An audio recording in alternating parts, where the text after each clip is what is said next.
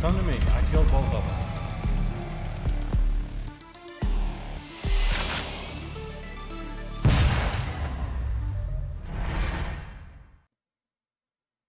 Alright guys, welcome in. Jarhead TV here. I'm going to go over the just recent devlog and we're going to give you my thoughts on it as we go. So, here we go.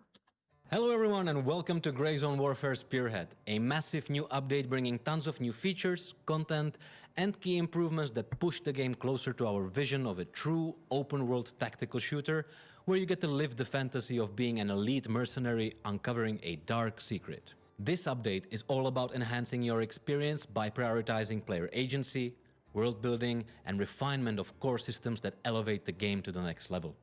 With that said, let's jump into the first of 3 devlogs that are going to introduce the update ahead of the March release. This time about player-driven improvements coming to Grayzone Warfare. Alright. Player-driven improvements. Let's go. Many of you have been asking for improvements to character movement. That's why we've reworked the entire system and made it more fluid, tactical and readable. What do I mean? Let's have a look. Sprint has been split into 2 distinctive types. A tactical sprint for covering longer distances efficiently without draining too much stamina, and a burst sprint, short, aggressive, and stamina draining. Alright, on this, I think this is a really good thing because as much as everybody wants to complain about the distance that you can sprint now, it's kind of realistic, but we're at the full sprint right now. So adding this, instead of being on a run of average maybe about 100 meters, maybe on the medium sprint, we'll be able to do like a 150, 200 meters ish. And then having the full out sprint being like the 100 or 75 meters, that would be kind of where I think it would maybe be, but we'll have to see. They don't explain that. Ideal for quick repositioning under fire. We've also revamped the jumping. There's a lot of people that was saying that the jumping in this is unrealistic. If you really look, the guy they used for the animations, he is not jumping that high, in all honesty. Landing and vaulting animations. Don't worry, by the way, no deaths were hurt in the making of Spearhead. All these changes are weight-based, meaning the heavier your loadout, the more limited your movement becomes. Running low-weight, high-mobility builds is now a viable option for players favoring a more guerrilla-styled approach to combat. Overall, movement in Spearhead should feel less arcadey. Don't expect bunny hops and 360 no-scopes. Instead, look forward to more grounded, fluid, tactical motion. Now, I do have a downside that I kind of hate about this part is because I love doing my jump shots over walls and stuff like that. I no longer can do it. So, guys, if you like doing your jump shots and stuff like that, we can no longer do jump shots. It's no longer viable. Weapon sway has been further enhanced to better reflect your equipped. Now this right here, I'm glad that they addressed because it was a little bit even after they did 0.3, 0.5, it was kind of I wasn't completely feeling it.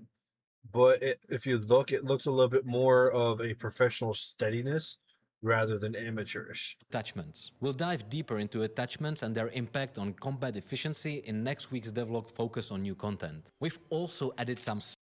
Now the skins, I could care less really about the skins, but it's a cool factor that I know a lot of people will just go crazy over because a lot of people in games like this, all it is trying to be tactical. That's it.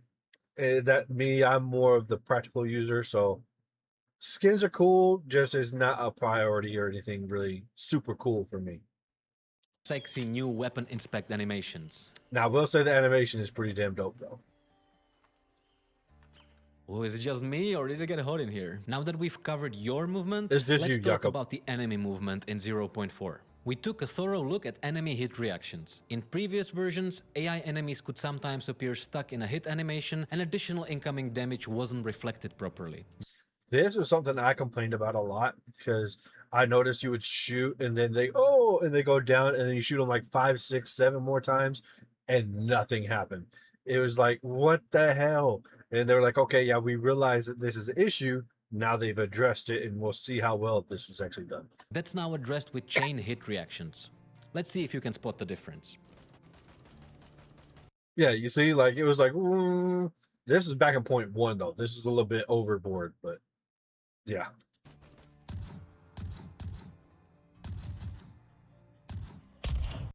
Now I will say, just the fucking sound alone right now sounded better on this. If you actually listen to the sound of the weapon and everything, it sounds better.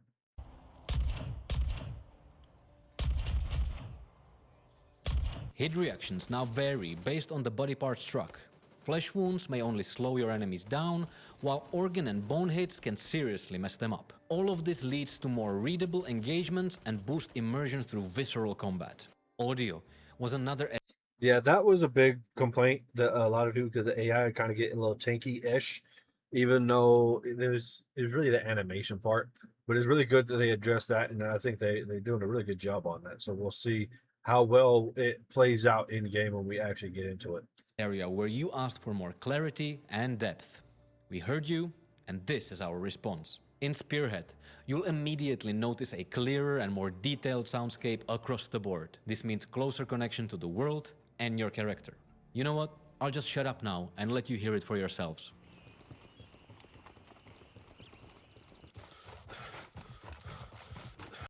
Okay, now on this, I can see where people are going to start complaining about the breathing.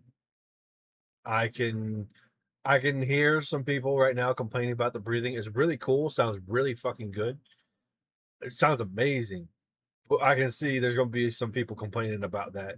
Just like complete people complained about the mosquitoes and all that crap.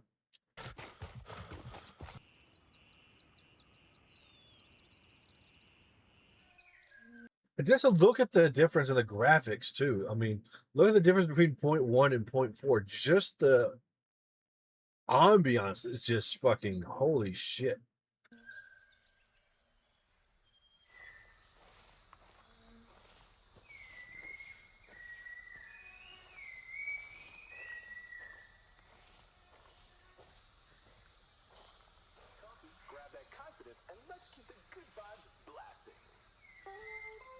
It's good they put the radios to use instead of just being that static.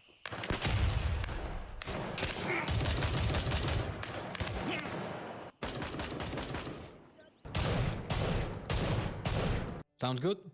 We sure hope so. The sounds are definitely day and night. It sounds way better. Ambiance, everything just looks so much better overall. And that brings us to the next topic. The Hell system has been rebalanced and improved to increase combat lethality and increase clarity. Every hit, even from smaller calibers, now delivers appropriate damage. That goes for damage dealt, but be careful, also for damage received. This rebalance should make all weapons more viable. Yes, even the That was a big thing that a lot of people complain about. They're like, oh, they don't feel so balanced. But the main thing too is a lot of people fail to realize IRL ballistics. Like the biggest thing was a 300 blackout in 9mm, where people were saying it's so underpowered. But in all honesty, if you shot them in the armor, guess what? It's more likely probably going to stop it. But you shoot them in the head, you shoot them in the ribs, you shoot them in vital areas that's not armor, they usually fail pretty easily. shooters. You should now instinctively recognize what kind of injury your character suffered based on how they sound and move. A broken leg or a punctured lung will sound appropriately painful and affect your combat effectiveness. Combined with the new That right there, I mean, that's a cool thing that they added. I don't think it was something that was necessary, because it's not like there's a different treatment at the moment for lung or kidney, stomach. There's not really a different treatment for the different ones. So I don't think it would have been a thing that was too really necessary, but it's a very cool thing that they added. It just adds to, the immersion side of it. hit reactions and audio updates, combat feels far more. Now we'll go back just a second. We'll go back just a second. I don't know if y'all saw that.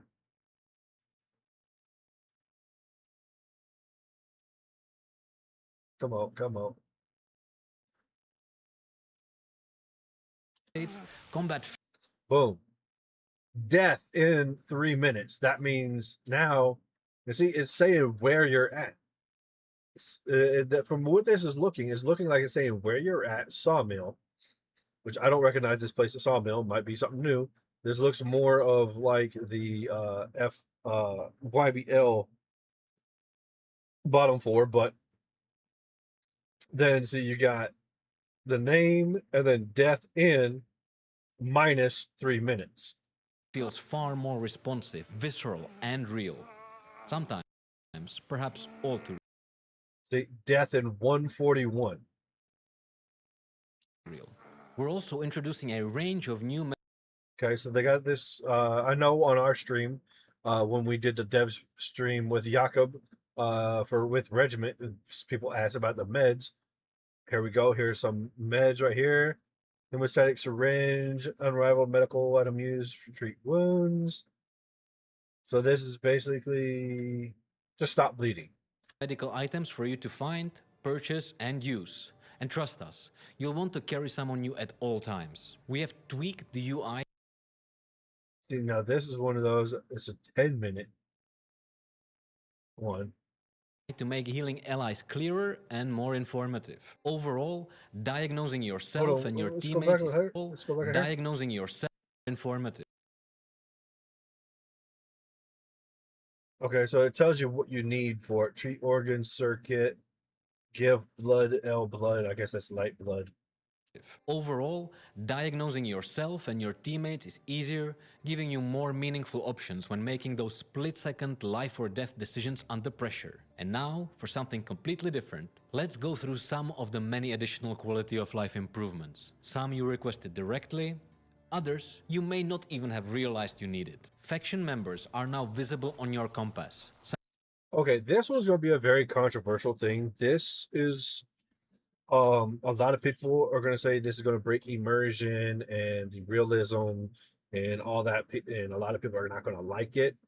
It can help newbies and people who how should I put it, not as smart to pay attention to their map to kind of see generally where they're at, but I see how it could cause also issues, because what if you had a buddy on the other side of that rock and you have a buddy right past him and you're pinched, and split moment, still going to have effects. But it overall will try to help with the newbies. I think it'll be a good thing for the newbie people.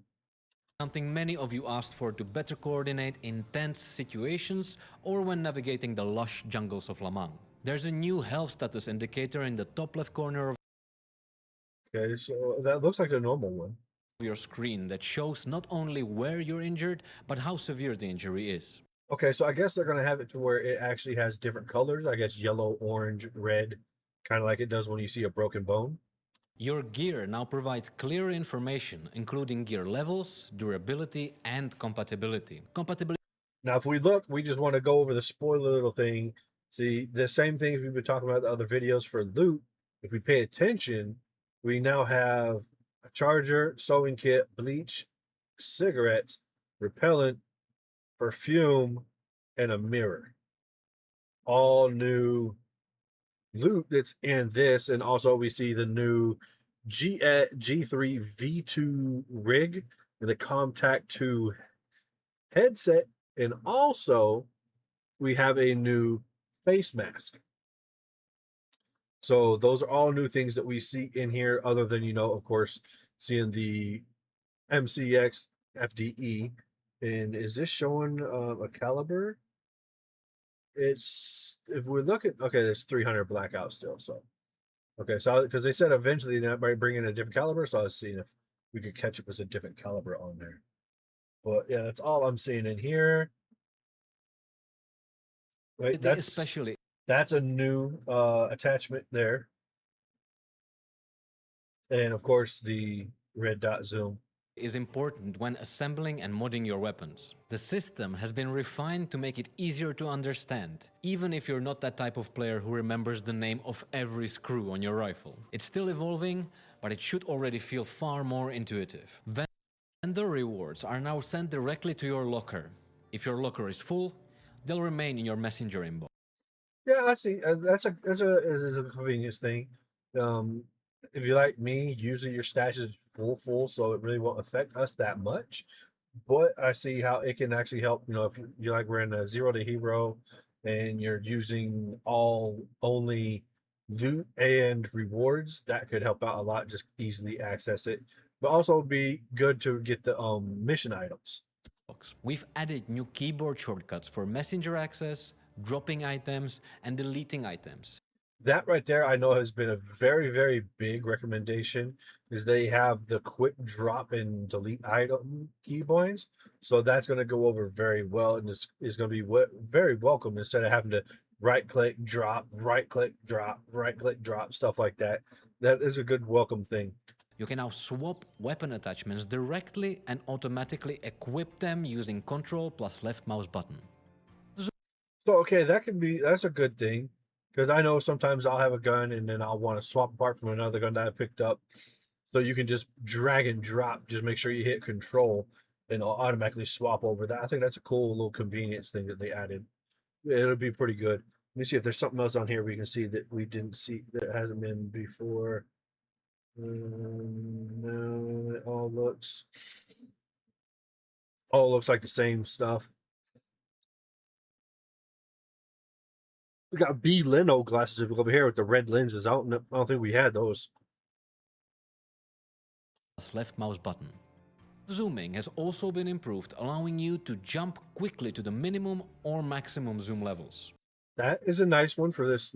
Well, there's not really sniping because we can't shoot out that far, but for whenever we do be able to get that really far zoom, And that's that really, really nice addition. I wonder what the command will be for all these.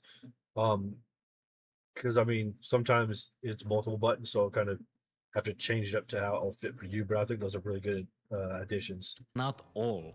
You'll find the full list in our comprehensive patch notes arriving towards the end of March. And finally, let's briefly talk about the way Spearhead looks. The update delivers substantial visual polish, improved lighting, refined explosion effects, new and upgraded environments. See this right here. This looks like one of the POIs, but now it's a bunker. Environmental It's- assets like That almost looks like the bunker over by Hunter's Paradise, but it could be anywhere. cars, buildings, and world details. This looks like Starter Vendors Town. have also That's a good old handshake. He's been redone. He got a makeover. been completely remodeled, but we'll talk about that more in the next week's devlog. All of this makes Lamang feel even more immersive, beautiful, and alive. And that's it for this week's devlog, although we've only really scratched the surface. Join us next week as we take a deep dive into all the new content coming with Spearhead. Expect exciting reveals including new weapons and attachments, new gear and loot, and new locations and characters. Now press that subscribe or All right, guys. So yeah, I think this is going to be good. It's got a lot of improvements, a lot of good stuff on it. Some can be a little bit controversial depending on how you like to play, but that's the best thing about this game is they're designing it to play it how you want. If you don't like to see the AI your fellow teammates up there on the screen, turn off the HUD. They have the option. So I think it's a good overall assessment of what is going to be coming. If they said this is just the surface, it's already looking like it's going to be great. So we should just see what happens next week. But guys, check me out next time. Like, subscribe for the next one, and keep informed on what we do next. Have a good one.